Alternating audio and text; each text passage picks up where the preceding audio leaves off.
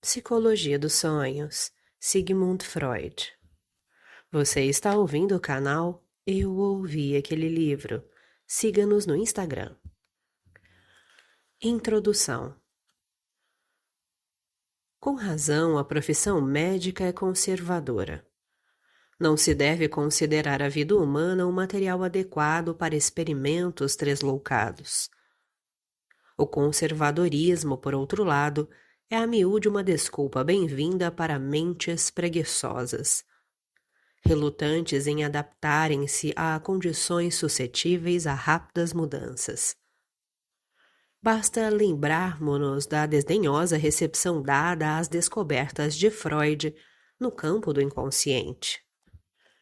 Quando Freud, depois de anos de persistentes observações, decidiu comparecer diante de entidades médicas para, modestamente, relatar aos colegas alguns fatos que apareciam repetidas vezes em seus próprios sonhos, além de serem recorrentes também nos sonhos de seus pacientes, ele foi ridicularizado de início, depois contestado e rechaçado com a má fama de excêntrico. A expressão interpretação dos sonhos era e ainda é repleta de associações desagradáveis e não científicas. Normalmente remete-nos a uma grande variedade de noções infantis e supersticiosas que constituem o estofo dos livros sobre sonhos que apenas gente ignorante e primitiva lê. A riqueza de detalhes e o infinito cuidado para jamais deixar, sem explicação algum fato, inerentes à maneira como Freud demonstrou ao público o resultado de suas investigações, impressionam um número cada vez maior de cientistas sérios. Mas o exame das evidências que ele apresentou exige um trabalho árduo e pressupõe uma mente absolutamente aberta. Por essa razão, ainda hoje encontramos pessoas que, embora desconheçam por completo os escritos de Freud e sequer se interessem o suficiente pelo tema para tentar sugerir uma interpretação de seus próprios sonhos ou dos sonhos dos seus pacientes, zombam das teorias freudianas e as combatem, respaldando-se em afirmações que Freud jamais fez. Algumas delas, a exemplo do professor Boris Sidis, chegam por vezes a conclusões estranhamente semelhantes às de Freud. Contudo, em sua ignorância da literatura psicanalítica, não são capazes de dar ao estudioso austríaco o devido crédito por observações feitas anteriormente às suas. Há ainda outro grupo de pessoas que transformam o estudo dos sonhos em alvo de escárnio, porque nunca empreendeu uma investigação aprofundada do assunto, que não ousa encarar os fatos revelados pelo estudo dos sonhos. Os sonhos nos contam muitas verdades biológicas desagradáveis acerca de nós mesmos, e apenas mentes muito livres podem se desenvolver com base em uma dieta dessas. O auto-engano é uma planta que definha rapidamente na atmosfera translúcida da investigação dos sonhos. Os fracos e neuróticos, apegados à própria neurose, não estão ávidos por lançar um holofote tão potente para iluminar os cantos escuros da sua psicologia. As teorias de Freud não são em absoluto teóricas. Movido pelo fato de que aparentemente havia sempre uma estreita ligação entre os sonhos de seus pacientes e as anormalidades mentais deles, Freud se dispôs a reunir milhares de sonhos e compará-los aos históricos clínicos que tinha em mãos. Ele não começou com um viés preconcebido, na esperança de encontrar provas que pudessem corroborar seus pontos de vista. Em vez disso, esquadrinhou os fatos várias vezes. Abre aspas. Até que começassem a lhe dizer alguma coisa. Fecha aspas. Sua atitude em relação ao estudo dos sonhos foi, em outras palavras, a de um estatístico que não sabe e não tem meios de prever quais conclusões inevitáveis lhe serão impostas pelas informações que está coletando, mas que está totalmente preparado para aceitá-las. Foi, sem dúvida, um processo novo em psicologia. Até então, os psicólogos sempre se mostraram habituados a formular o que Breuer chamou de costumes autistas, entre aspas. Isto é, lançando mão de métodos de forma alguma endossados por evidências. Algumas hipóteses atraentes que, ao brotarem em seu cérebro, já vinham totalmente armadas, tal qual Minerva nasceu do cérebro de Júpiter já munida de armas. Depois disso, estendiam sobre essa estrutura inflexível a pele de uma realidade que eles já haviam matado de antemão. É apenas para mentes que padecem das mesmas distorções, também inclinadas ao autismo, que essas estruturas vazias e artificiais parecem moldes aceitáveis para o pensamento filosófico. O enfoque pragmático de que a verdade é o que funciona, entre aspas, ainda não havia sido enunciado quando Freud publicou suas revolucionárias ideias sobre a psicologia dos sonhos. Depois que ele divulgou sua interpretação acerca dos sonhos, tornaram-se óbvios para o mundo 5 fatos de primeira grandeza.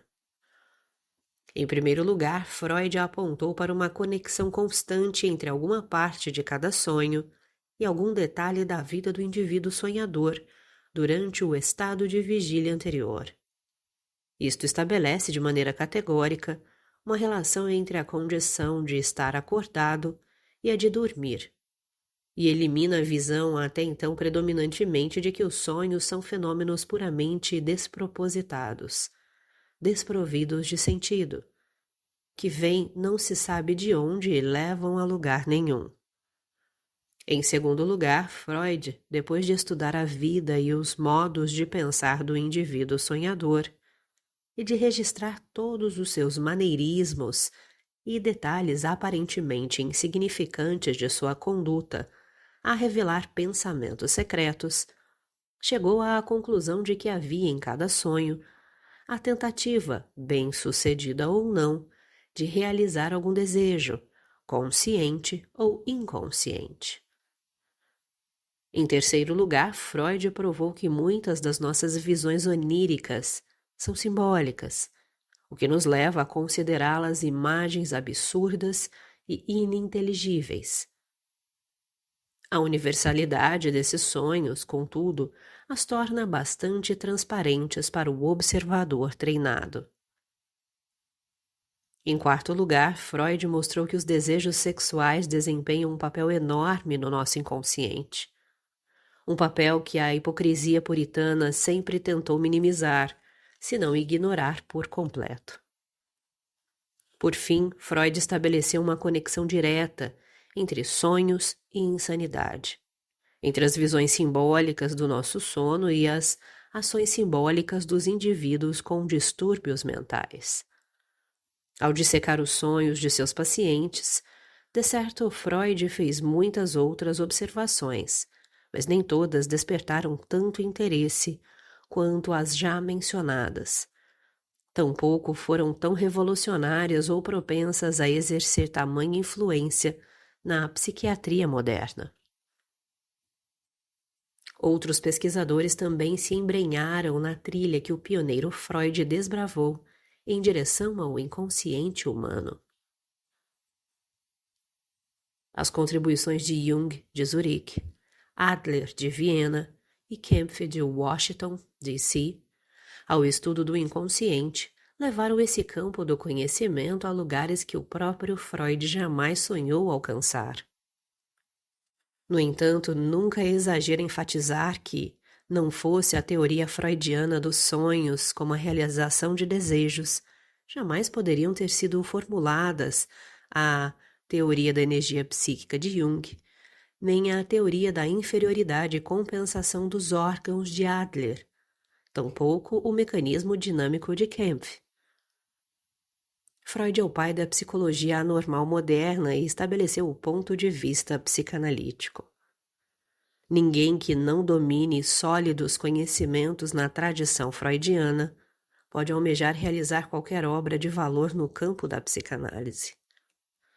Por outro lado, que ninguém repita a absurda afirmação de que o freudismo é uma espécie de religião limitada por dogmas e que exige um ato de fé.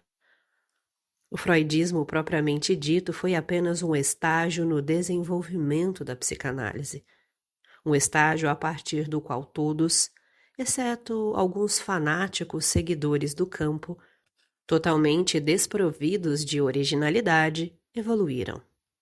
Milhares de pedras foram acrescentadas à estrutura erguida pelo médico vienense, e com o passar do tempo, muitas outras mais serão.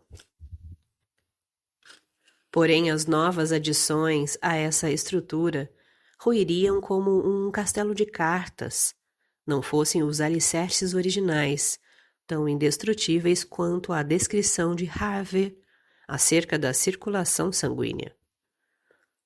Independentemente de quaisquer acréscimos ou alterações à estrutura original, o ponto de vista analítico permanece inalterado. Essa perspectiva não apenas está revolucionando todos os métodos de diagnóstico e tratamento de distúrbios mentais, mas também instigando os médicos inteligentes e atualizados a revisarem inteiramente a sua atitude em relação a quase todos os tipos de doença. As insanas já não são mais pessoas absurdas e dignas de pena, fadadas a serem amontoadas em manicômios até que a natureza os cure ou os alivie de seus sofrimentos por meio da morte. Os indivíduos que não se tornaram insanos em decorrência de lesões no cérebro ou no sistema nervoso são vítimas de forças inconscientes que os levam a fazer coisas anormais, que eles poderiam aprender a fazer normalmente, contanto que recebessem ajuda. A investigação aprofundada da própria psicologia está substituindo com êxito os sedativos e tratamentos baseados no repouso. Os médicos que lidam com casos puramente físicos começaram a levar em consideração, com a devida seriedade, os fatores mentais que predispuseram o paciente a certas doenças. As ideias de Freud também tornaram inevitável uma revisão de todos os valores éticos e sociais e lançaram uma inesperada luz sobre as realizações literárias e artísticas. Contudo, o ponto de vista freudiano, ou em termos mais amplos, o ponto de vista psicanalítico, permanecerá sempre um enigma para aqueles que, por preguiça ou indiferença, se recusarem a esquadrinhar ao lado do grande vienense o campo ao longo do qual ele avançou com cautela, tateando o caminho. Jamais ficaremos convencidos enquanto não repetirmos, sob a orientação de Freud, todos os seus experimentos clínicos. Devemos segui-lo pelo matagal do inconsciente, através do território que nunca tinha sido cartografado antes porque os filósofos acadêmicos, adeptos da postura do menor esforço, decidiram a priori que não poderia ser mapeado. Os geógrafos antigos, ao esgotarem seu estoque de informações sobre terras distantes, cediam a um anseio nada científico de fantasia, e sem qualquer evidência a corroborar seus devaneios, preenchiam os espaços em branco de seus mapas, representando trechos inexplorados com legendas divertidas, como "Aqui há leões". Graças à interpretação freudiana dos sonhos, o caminho auspicioso rumo ao inconsciente está agora aberto a todos os desbravadores. Nessa trilha eles não encontrarão leões, mas sim o próprio homem e o registro de toda a sua vida e de sua luta contra a realidade. Só depois de vermos o indivíduo tal qual o seu inconsciente o apresenta a nós, revelado por seus sonhos, é que o compreenderemos plenamente. Pois, como disse Freud a Putnam, somos o que somos porque fomos o que fomos. Contudo, não foram poucos os estudiosos sérios que desanimaram ao tentar estudar a psicologia dos sonhos. O livro em que Freud originalmente apresentou ao mundo sua interpretação dos sonhos era em igual medida um registro circunstancial e legítimo a ser objeto da análise detida de cientistas que sobre ele se debruçarem com vagar, e não para ser assimilado em poucas horas pelo leitor médio e atento. Na ocasião, Freud não podia deixar de lado nenhum detalhe que, por meio de evidências, pudesse tornar sua tese extremamente inovadora em algo aceitável para os leitores dispostos a esmiuçar dados.